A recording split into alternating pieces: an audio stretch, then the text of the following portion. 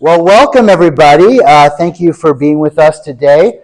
We are blessed today to talk about our long-standing partnership with the Diocese of Central Tanganyika in Tanzania, and more specifically with St. Paul's in Nzali, which is part of that diocese, one of the largest dioceses, incidentally, in the Anglican Communion.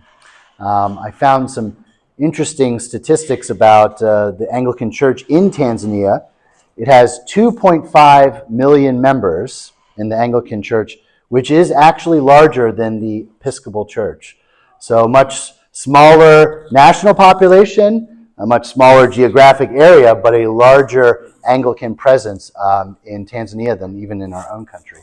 And one last tidbit on this, the Anglican Communion, which we are a part of, in which the Diocese of Central Tanganyika is a part, is the third largest global denomination in Christendom. So it's Roman Catholic, Orthodox, and then Anglican Communion, has 85 million members globally. So we are part of this bigger fellowship and family. So today we are blessed to have 4 members of the committee that oversees our partnership with the Diocese of Central Tanganyika, and they're going to tell us a little bit about Tanzania, a little bit about Nzali, a little bit about our partnership there and how that's developed over the years, and then some about the future. So let's start by just getting a sense of the area that we're talking about. What should we know about Tanzania in general, the culture, the makeup of the country, but also specifically about this village, Nzali, that we've been in partnership with for many years? Well, that's a lot. It is. But I'm going to do it in 1 minute. Tanzania is a country on the east coast of Africa, just south of Kenya. It's got about 60 million people, up from about 500,000 in the year 1900. So massive, explosive growth. Yeah, if you put the mic a little closer to your mouth. Massive, explosive growth. It, for several centuries, was colonized by the Arabs, then by the Portuguese from the 15th to the 17th centuries, then again by the Arabs, and finally by the Germans until World War II in the late 19th century, and by the British until World War I in the late 19th century, and from the British as a British colony or protectorate until independence in 1960. It's dynamic. It's extremely dynamic. The average age there is only 17 and a half, so super young. They've had a lot of immigrants from the Congo and Rwanda and other places that have been in strife. But fortunately, it's one of the few African countries, or sub-Saharan African countries, that's been able to, since independence, transfer power relatively peacefully. So that's a tremendous blessing for them. The people there in Nzali, which is a village of about 7,000 where we go, are extremely friendly. We've built great relationships with them. And they are undergoing massive change from a pre-literate culture in 1960 to today, internet, laptops, electricity. So it's really just fascinating to see, and we are able to do things there to help them that you couldn't do here, just because to do the things we do there here would be almost impossible financially, and just simple things like getting water to them, or helping teach, or provide aid to very poor children. What we're able to do there, the impact is huge, and you see that in the videos, the way the people are responding to us. It's just, you can see that in the videos, the way the people are responding to us. So anyway. So Bill, one thing that my understanding is that in terms of the religious landscape, it's sort of divided almost into 2 general areas, right? You've got the land, main land mass, which is predominantly Christian, and that's where the Diocese of Central Tanganyika is, it's where Nzali is, right? And then you've got Zanzibar, right, the island areas, that's mostly Muslim. So those are sort of the two major religions. Can you say a little bit more about what the village of Nzali is like in terms of, say, electricity, water? What do the houses look like?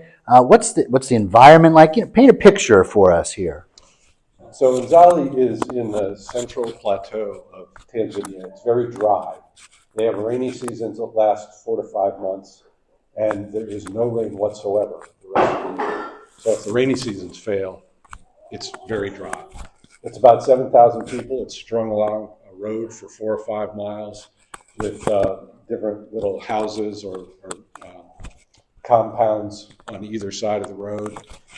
Back in the beginning of the time we were spending there in the late 2000s and early 2010s, there was no electricity. Almost all the houses were and are today simple mud structures with tin roofs, 1 or 2 rooms, no heat, no running water, no electricity.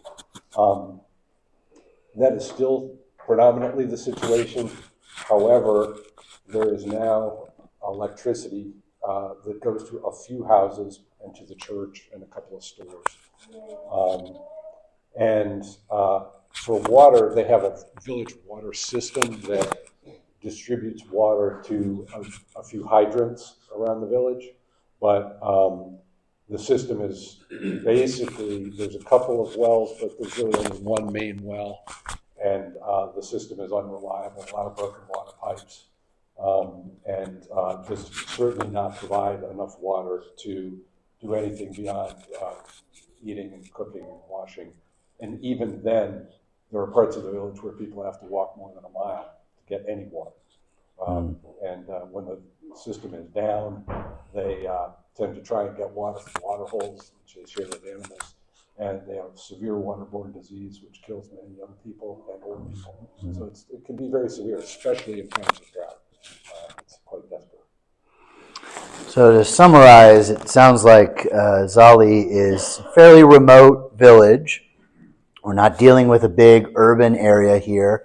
Most people are doing subsistence farming. They have limited access to water and electricity, and what access they do have seems to be sort of communal or shared. Homes are simple, mud homes with tin roofs, and a few stores, but not a whole lot of sort of entrepreneurial activity in that sense. So in many ways, a radically different context than our own, right? Very, very different. Can you say a little bit more too about the droughts? You had mentioned droughts and famines, and sort of how does that work? What's the cycle for that? Well, as I mentioned, there's a rainy season every year. But it's during that rainy season. It's not like monsoons or something. Rainy season there is about what we would get here during the same period. When it's dry, it's totally dry.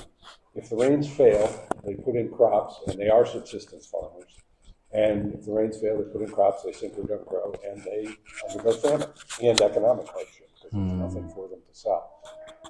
So we've had several cycles of that.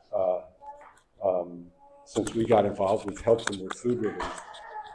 But right now, one of the most important things we're doing is trying to break that cycle by participating in a project with the Diocese of Central Tanzania for Tanganyika for conservation agriculture and sustainable agriculture, which involves several things: more water, drought-resistant seeds, better tillage practices so the soil doesn't dry out,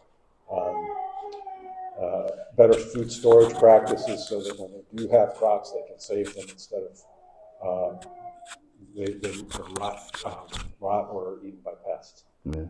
Thank you, Bill. Let's transition then to talking about how this partnership got started. How in the world did St. Paul's Ivy get connected to this church in a remote village in Tanzania? How did this partnership start, and how has it kind of developed since then? I'll start. Before Carolyn tells us a little bit about the partnership and how it started, I want to give you all a story. I want to give you all a. How about that?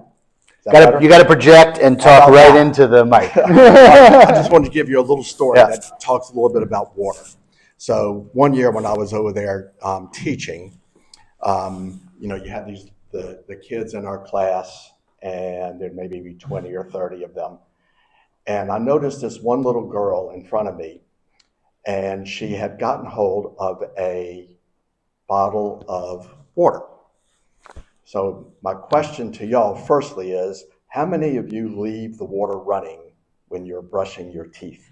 Don't raise your hand. True confession. How many of y'all leave half-empty water bottles scattered around the house? How many of y'all use perfectly potable water to irrigate your lawns? So think about that, and now think about this little girl who, as I was watching during class, she would take this water bottle, she would pour water into the cap of the water bottle, and she would drink it, she would tap it on her tongue to get every last bit, and then she would put the cap back on. And she would do that maybe 4 or 5 times, and by the end of the class, she still had half the water bottle left. So my translator, I asked her to ask the little girl, what are you going to do? She said, well, I'm going to take that home to my family. So it just shows you how precious water is to them and why we have such a great emphasis on providing clean water to this village. Thank you, Eric. So the roots. Back in about 2008 or so, when Miller was here, and the idea from the vestry was that we, oh dear, that we... Just imagine you're speaking to thousands of people and you want to project. Yeah. Oh, that's really bad. So vestry had charged us with coming up with sort of, we already had a local food pantry mission locally. We had done some things nationally, but we had nothing internationally. So we looked at a lot of programs, and what we wanted was something where we were financially involved, but we wanted to be hands-on. We wanted something that was really based on relationship. And so I believe this is right, that something came across Miller's desk from the diocese talking about a program called Carpenter's Kids that the then Bishop of Central Tanganyika was instituting, and it was his philosophy was to improve the population. They have to be educated, and so and along with that, of course, the entire diocese is made up of small poor villages, and AIDS had run rampant, and so there were many orphans. So he developed a program where an entity, usually a church, but any entity, would partner with a village or a parish, really, and commit to 5 years, $80 a child for 50 children. That $80 would provide what was needed to go to school. School was free, but they needed a uniform, they needed socks, they needed a book bag, they needed soap. That wasn't initially. Soon we were able to provide breakfasts for most of the kids, and a little bit of health care, actually, but for $80. So we decided that this seemed like, and so in talking with the diocese and then people over there, we were told that we could do just that. Most churches were just sending the money, $4,000 a year for 5 years, but we could make it what we wanted to. And so this sounded really appealing. So there were five of us, I think, that went over to check it out. Which we did, and came away saying, this really fills all the need that we want, or all the bill that we want. We did that until the new bishop came a few years ago, and I can't remember how many years he's been there, but at least 5 or 6. He said education is great, and this is a great program, but really people have to have food. In order to go and sit in a classroom, you have to have food in your belly, and villages need to be self-sustaining. And so they actually sunsetted the CK program we continue to support a number of kids that we didn't want to just stop with anybody. So anybody who is in the pipeline, and also we started taking 100 kids. Anybody that was in the pipeline, we will see all the way through. And throughout that, we've developed different relationships with some of the kids and some of the teachers, and we've been able to help in different ways. One of the most remarkable things was the first year, Chris Wilms, who many of you know, was with us, and he noticed a young boy on his knees. It looked like he was on his knees. And he was about 8 at the time. His name was Kedman. And so he, afterwards, after he had seen this group of kids, he went over and talked with them, and he found his mother, and he asked if he could examine this child. And Kedman had his legs chopped off here, and he had stubs, and they would fashion a sandal on it, and he would walk. That's what he would walk on, and very painful. And he would walk to school. He would walk to church, many miles. Yes. So Chris said, "I'd like to examine him." He did, and he said, "It really doesn't look like there's anything I can work with that could fix." But he told Kedman, "If you do these few exercises every day, maybe there's a chance." So next year, Chris comes back. Kedman shows up, wanting to talk to the doctor. He had done those exercises every day. And I'm sorry, I didn't expect to get emotional, but he did those exercises every day, and he had done enough stimulation that now, and we've had many iterations, but he now walks with prosthetic legs. We've also supported him. He's about to graduate from a business program at the end of this year, a 3-year business program that he's gone through. And he's just an extraordinary, extraordinary young man. But he really exemplifies the spirit there. Wonderful. So it said it all. So the ministry, one of the things I think is important that you all emphasized here is that the ministry is really driven by the needs and concerns of the people in Tanzania. So from what I heard you all saying is, we started focusing on carpenters' kids because that was the focus that the bishop said, this is what we want to focus on right now. This is what we need. And then eventually, as they reassessed the situation, they realized, no, what we really, really need at the foundational level is to have sustainable agriculture, sustainable source of food. And I think it's important that this church and we have not tried to kind of put our own agenda on them and say, this is what we want to do, but we've really let the Spirit guide us in this relationship, and it's evolved. And in that sense, it really is a partnership, right? It's a mutual relationship. I wonder if we could also talk a little bit about what we have as a church received from them. So we know certainly we've given them financial resources. We've given them the presence, our presence there in Tanzania. But you all have been there, some of you multiple times. How has that experience shaped you? How has it formed you as a Christian? What are some of the gifts that you've received from that time? Wow. The easy one. I got the easy one. That's so, what Justin talks about is probably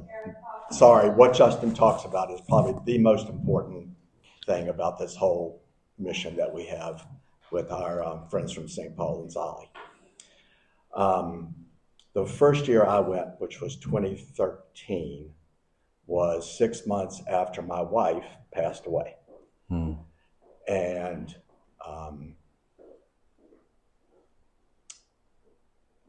it pretty much saved me going over there.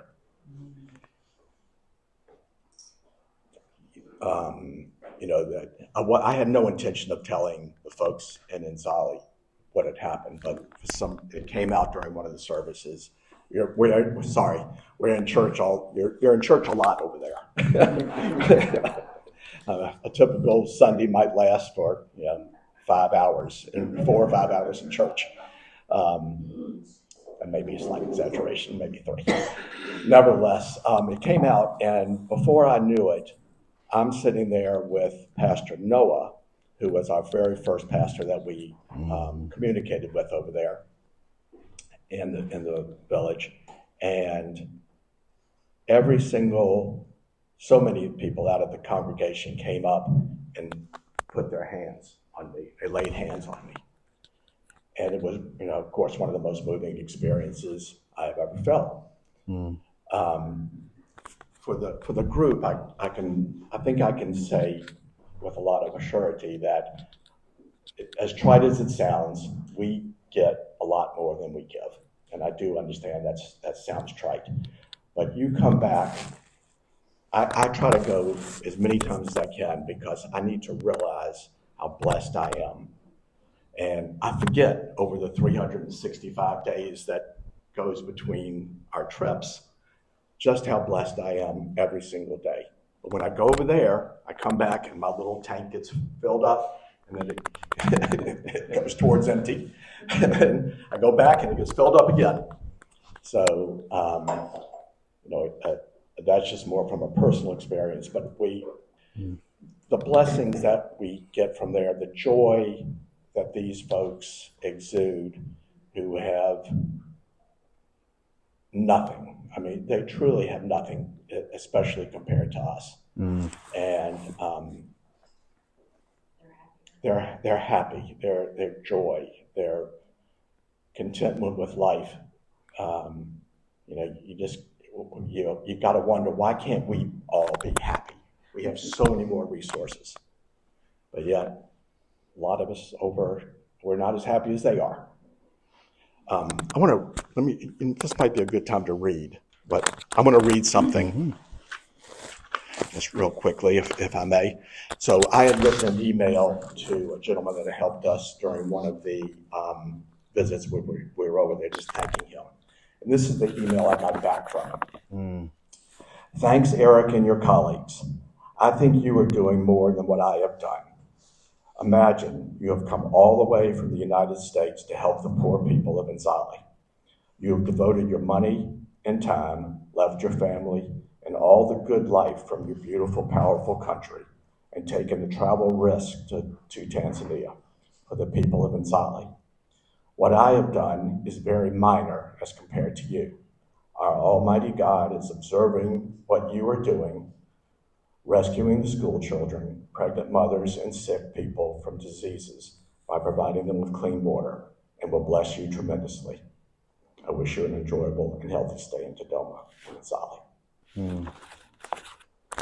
So, that sort of, to me, is the whole spirit of why we go and what we gain. You want to talk about that? Erik, I think one key point that you you can hand it to somebody else if you want. One key point that you were really highlighting there that I think it's important for us to dwell on for a moment is that true happiness, true joy, true contentment is not going to be found in material resources. And that's one of the things you can learn from traveling to places like Tanzania, is that even when you don't have the kind of material wealth that we have here in the United States, you can find a peace that passes all understanding when you're rooted in God. And I think that's, from talking to you all and from my own life experiences, that's one of the greatest lessons that we can take from these kinds of partnerships. If we want to have that peace, then we need to nourish that relationship with God. St. Augustine famously had this quote at the beginning of his Confessions that he said, "Our hearts are restless until they rest in God." Nothing else is going to give you that rest. And that's, I think, what you're getting at there. Yeah. You said it way better. No, you said it great. So we have a sense of Tanzania. We have a sense of the village of Nzali, a sense of this partnership, which goes back to the year 2007 and some of its developments and changes. I know you were there recently for the first time, right, Anthony? What was your experience like, and where do you think we're going with this partnership? What do you see as sort of the key needs or concerns that were expressed to you and to the group when you were there? Well, let's see. First, hello, I'm Anthony, and maybe I should say that I and my wife Meg, who's here, had come to Nzali on the trip with us. We're new to St. Paul's Ivy, and we're relatively new to Charlottesville. We got here right before the pandemic, and then we couldn't go out of our house, and going to church was not, a possibility. And then we finally said, okay, we've got to find a church community, and we shopped around, we visited, we looked around, and we visited St. Paul's Ivy. And I will say that the mission in Nzali was one of the things that attracted me here. I've done some international development work and very much involved in sustainable development and issues of climate change and clean energy, and that really caught my attention, the work that was going on there. And so I'll say a little bit about just the experience of what we get, and I encourage you to talk with my wife Meg afterwards as well, who has got her own sense of it. But we were just greeted with such joy. We were warned coming in that, okay, well, the welcome ceremony is something to see, and it really was. I mean, they met us en masse from the village, singing and dancing and leading us back to the church, and celebrating us in the church. And my wife Meg and I felt like thieves that had stolen in the night. We're getting all this love and showering of thanks for something we had nothing to do with, really all St. Paul's Ivy and the rest had done this, and yet we're up there getting these benefits. But what really struck me being there was how sort of a biblical passage. We heard about this young man, I forget his name, Kedman, that was lame. We met later another one of the carpenter's kids who had graduated and was now running a school for the deaf. Patrick. And if you're deaf in Tanzania, finding work and livelihood is extremely difficult. And it just and the amount of love and joy and spirit and faith that was there, I thought, Jesus says, the kingdom of God is here. The lame shall walk, the deaf shall hear. And this is what we were seeing. You could feel it. And so I'll change gears a little bit now to talk about what we're doing next with the conservation agriculture. But it relates back in that there was conservation agriculture, and Bill described that, and great practices, very helpful in a dry climate. But if the rains fail entirely, conservation agriculture isn't going to save you. And so there's still a need for additional water supplies and irrigation and other elements. And so a big focus of what our efforts now is supplementing the conservation agriculture work they're doing there with developments of additional wells. The wells that are in the village are 20, 30 years old or more. They were developed by the government. And wisely, the government requires that that well can only be used for potable drinking water. It cannot be used for irrigation. And the reason for that, you don't want one wealthy landowner using all the water from the well, and then the rest of the village doesn't have potable water.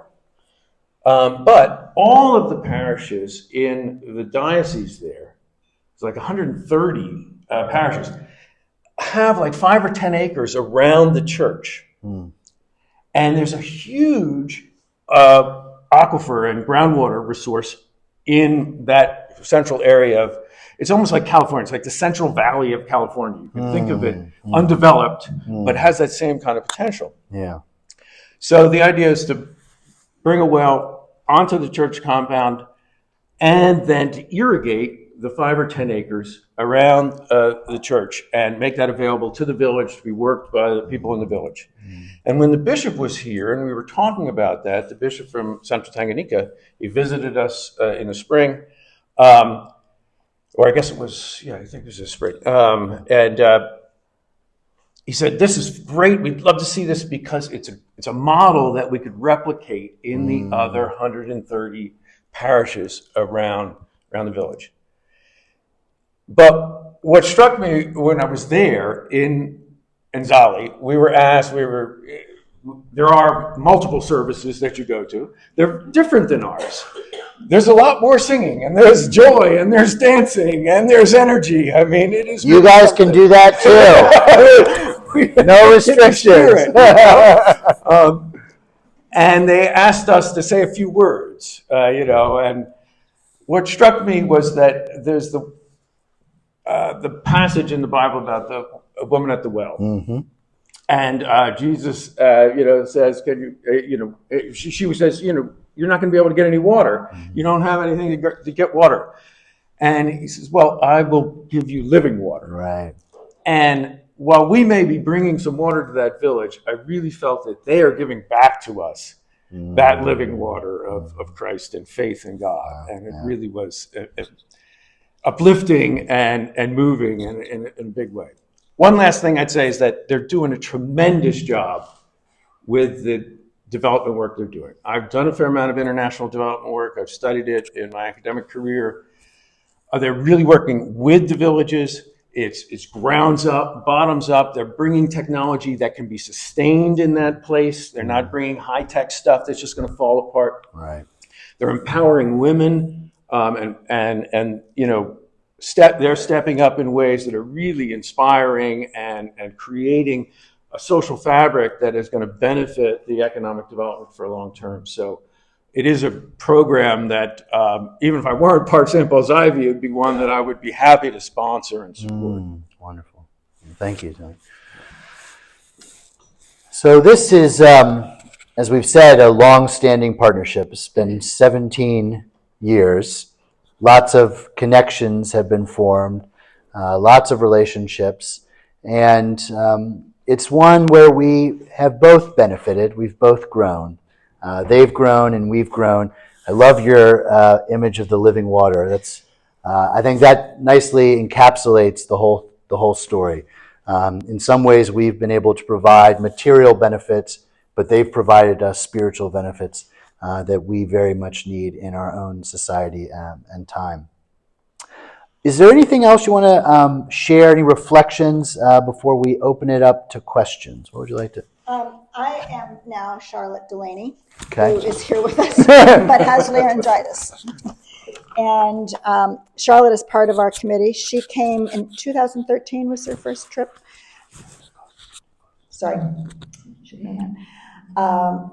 Charlotte has been with us since 2013 when she came as a high school, going into college with several other youth at the time. And those kids have all been back 4 times or so. They, all of you, I think, did a project through UVA. And so she was going to talk about that a little bit. And since she can't talk, I'm going to read what her words were going to sound like. I can see. I had the privilege of traveling to Nzali with St. Paul's in 2013. Being my first trip even out of the country, I couldn't begin to fathom what to expect. Quickly, I was presented with an experience that gave to me certainly more than I could ever give in return. A community that began as friends but ended as family. Beyond my trip to Nzali through St. Paul's, while in college at UVA, I, along with 3 others, applied and received a research grant funding service-based research projects. Graciously, Carpenter's Kids and the people of Nzali welcomed us to conduct our water purification studies in the village. Nzali gave me the unique opportunities to grow my faith and relationships, while also broadening my academic and career horizons. The Lord is visibly working through Nzali in its unwavering faith, resilience, grace, the list could go on. The call to serve through Nzali mission is truly a privilege rather than a duty. Mm. Well said. Well said, yeah. Well, let's open it up now to questions from you all. What questions do you have for the Tanzania group here? Yes. So when you go over to Nzali for a trip, how long are you there? And other than the celebrating and the church building, what is the daily report? Great questions. Well, it varies. I don't think that any 2 years have looked the same. When we were part of Carpenter's Kids, we were teaching in the schools. We were helping to teach English. Actually, what we were doing, because we were there for a very limited time, I think the most we ever spent was like almost 3 weeks, but usually it's more in the 10-day range, give or take. We would actually be targeting the teachers. We were teaching the teachers how to teach English. And we would teach 2 grades, at the end of which the kids had to take an exam to go further. So the first one was level 4 and the second was level 7. Level 7, if you passed your exam from level 7, you could go to secondary school. If not, that's the end of the road for you. So they were pretty important. And a lot of there were 5 subjects, I believe, and I think 4 of them were in English. And in the cities where they had teachers that really were more educated themselves, the kids would learn English. In Nzali, the teachers really didn't speak English. So that was actually something that we felt pretty good about. Now, we've just gone over this last year. We hadn't been since before COVID. And so our purpose was really to go and see how the conservation, agriculture, and sustainable community efforts were going. We were blown away. In the future, we'll go and we'll see those. We don't know exactly what the future looks like. There's the possibility, Debbie has promoted and been really active in developing a preschool there. The current priest is very much on board with that. So we might be doing something with that. We want to figure out something to do with youth and connecting the youth there with our youth is just amazing. So we don't know exactly what it looks like for the next trip, but we will do something that's hands-on and provides the opportunity to really understand what this community is all about. Would it be fair to say, Carolyn, that in some ways the most important work that takes place is the relationship building, right? Absolutely. I mean, of course, we can help in a variety of different ways, but what really leads to transformation is that time together, whether that's in a worship service or some other venue or space where you build connections. It's just being there. Absolutely. Just being there, And yeah. somebody else, do you want to say No, more? I was just... Great. Yeah, thank you. Thank you, Jeff, for that question. What other questions do we have? Yes, Jean. You're saying that the diocese in Tanzania was interested in spreading this kind of project through other partnerships. Have you had the opportunity to talk to other Episcopal churches about this, and what has your success been? Yeah, great question. Thank you. Well, there is actually another Episcopal parish, I think it's also called St. Paul's, is it? In Richmond, in Richmond, that is working with another village in the central Tanganyika, diocese. They also are pursuing a similar project. They're a little bit ahead in terms of design on that project. So we have been in touch with them and with the newly appointed ambassador for international missions or whatever for, I guess, our diocese here. Is that right? We didn't want to make this a fundraising event, but we will be looking to raise funds for some of the improvements to the water systems that we can talk about in more detail later. And we do want to reach out to other Episcopal parishes. Many may find it difficult to sponsor a village entirely on their own, but would like to support the work and effort. So we hope to connect more broadly within our diocese and the Episcopal missions here nationally. And it's probably worth saying a little bit about how we support our mission partnerships, including St. Paul Nzali. So we have this fund called the Booker Wheat Fund, named in honor of one of our previous rectors and a woman that worked with him as well. And this fund, which is invested, we use part of the earnings on that fund every year to support our mission partners. So we actually have a grant application process, and all of our mission partners submit applications so we can learn about what the different needs are and how we can support them. And over the last couple of years, we've committed a significant amount of money to Tanzania. Bill, do you know off the top of your head what the 3-year commitment was? $75,000. So our church is very much invested in this in a variety of ways, and this is a sustainable support. I think that's the main thing you should know, is that they can count on us every year to receive support from our church because of this Booker Wheat Fund that we have and this mechanism for giving.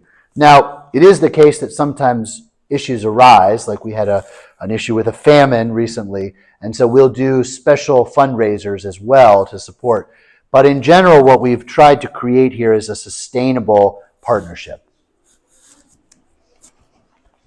Yes, yes. Wait, before Chris. Oh, when are we going back? You can answer that quickly. We're hoping to this summer. Yeah. This June. Yeah. We need to show the video of Emmanuel Danford. Okay, yes. So Let's do one more question, and then we'll show that video. Yes, in the back. I have no idea what costs a simple well. And is that something you're looking to do with a group of churches? Is that what you're thinking, or what are you thinking? Costs are relative to that. We just got some of the cost estimates. Bill, you can jump in and add any more detail. It's in the $20,000 to $25,000 range to put the well, the pumping equipment, and also some of the piping. There's some additional costs to repair some of the existing well infrastructure and some of the water lines to a section of the village that is not now getting water. So that would be an addition. But the new well itself might be $20,000 to $25,000. We're looking to also maybe have some solar power for it, so they're not having to pay for the electricity, year in and year out for that as well. We're also exploring grant opportunities for different NGOs. Right. Yeah, some of that we'll search for that, and then the village is committing to do almost all of the labor on a lot of these improvements and other activities where they have the expertise and capability to do so. Right. All right. Well, we'll end with a video from Father Danford. Okay, let me explain it a little bit. Sure. So Father Danford was the parish priest in Nzali for most of the time that we've been there. And he has graduated to a much bigger parish in Dodoma, and he's doing very well. He gave us this this carving of Africa. He wanted us to give it to Justin as head of our church from his new church, Church of All Saints in Dodoma. He wants us to auction it off because he wants us to use that money for our outreach. And we all just thought that was so amazingly touching that he would give back in that way and try to help us in ways that he's seen us be able to help Nzali. Yeah. So with that. Dear friends in Christ, greetings all in the mighty name of Jesus Christ. My name is Emmanuel Danford, an ordained priest at the Diocese of Central Tanganyika. I've been serving at Nzali Parish for 10 years, from 2012 to 2022. And from 2023, I've been serving at the Church of All Saints here at Dodoma town. For today, I would like to extend my sincere thanks for your support and provision to all the people of Nzali and the Diocese of Central Tanganyika at large. As you remember, while working at Nzali, we worked together through the program of the Capital's Kids, which help the life of the people and to transform them holistically. You remember when you supported the kids and also you supported to build the vicarage and the church, which also helped the people to worship their God within the good environment. Today, I also extend my sincere thanks for your support for taking my MA education at Makumira University. My family and I were exceedingly humbled to be visited by the team from St. Paul IB, and it is our hope that the small gift of the crafted African map will evidently manifest our deep love and appreciation for what you have been to us. It is our hope that you will keep us in your prayer, and it is our hope that you will consider the possibilities to extend our friendship to my current parish. As we prepare for today's auction, we pray for God's provision and strength upon each one of you. In the name of the Father, Son, and the Holy Spirit. Amen. Well, if you would like to auction this, and you'll hear more about it in our sermon at 10:30 as well. The information on that, I believe, is in the Vine, where you can talk to Lisa and she can guide you into that a little bit. All right. Thank you. Oh, But bidding. bidding ends. Oh, yeah. Thank you. When's the deadline? Today. Tonight. Midnight. Get your bids in today. There's a computer set up over. Oh, computer set up there. Okay, great. Wonderful. Wonderful. We also have handouts that Bill has beautifully prepared. There's some that are really, sorry, I'm holding it. There are handouts that we'll have as you leave, but we have just a 2-page that's pretty brief, but if you're really interested, we have a 5-page that'll give you a little more detail. Wonderful. Well, let's give Bill, Erik, Carolyn, and Tony a round of applause. And talk to them if you would like some more information. Yes. One other very quick thing. Yep. Somebody in our audience that's been referred to a couple of times, Debbie. Oh, yes. Debbie, please stand up. Been absolutely involved with this. Go in peace to love and serve the Lord. Thanks be to God.